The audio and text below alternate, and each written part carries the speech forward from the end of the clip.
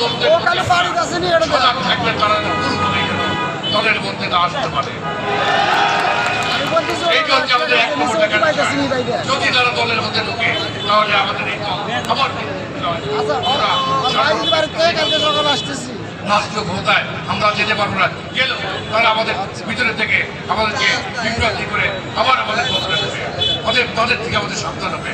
16 বছর আমি লীগের সাথে হাত মিলে কামাই করে গিয়েছে, আজকে যে বলে যে আমরা আগেই আমি লীগ করেছি, বিএনপি করেছি, এখন বিএনপি করবো না, সেটা হবে না।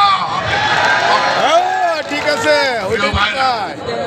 আমরা সদস্য ফর্ম সিরাজগঞ্জ জেলা বিএনপি অফিস থেকে সদস্য ফর্ম এই কমিটি আমরা আপনাদেরকে সদস্য ফর্ম দেবে।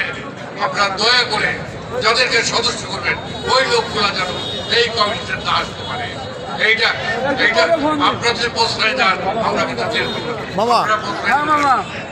আপনাদের দেখিয়ে দেন এই লোক 16 বছর আমি লীগের সাথে চলছে, আজকে তাদেরকে বয়কট করে। পশ্চিম পাশে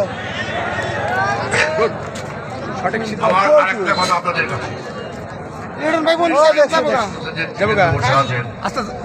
সবাই আমার সবার সাথে আমাদের কথা হয়, আপনারা সবাই মিলে আমাদেরকে সহযোগিতা করেন। এই কমিটিটাকে সবার জন্য যত সুন্দর হয় সেটা প্রত্যেকে সহযোগিতা করেন।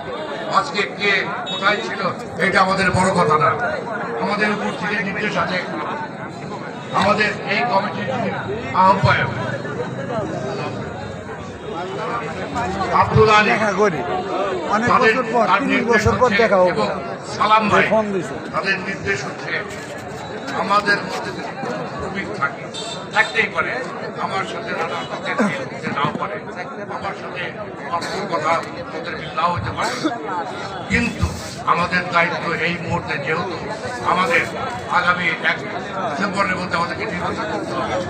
প্রিয় ভাইয়েরা, ভুলে যাবেন না ইতিমধ্যে একটা নতুন দল এই সরকারের পৃষ্ঠপোষে একটা নতুন দল গঠন করে। তাদের উদ্দেশ্য কি আপনারা বুঝতে পারছেন যে তাদের উদ্দেশ্যটা খুব ভালো না, বিএনপি যাতে ক্ষমতায় যেতে না পারে সেই ব্যবস্থা তারা করবে। অতএব আমাদের অনুরোধ আপনারা মিলামিশে আসেন, আমরা কমিটিটা করি, ঐক্যবদ্ধ থাকি, ঐক্যই বল, ঐক্যই শক্তি, ঐক্যই আমাদের আগামী দিনে এগিয়ে যাওয়ার একমাত্র পথ।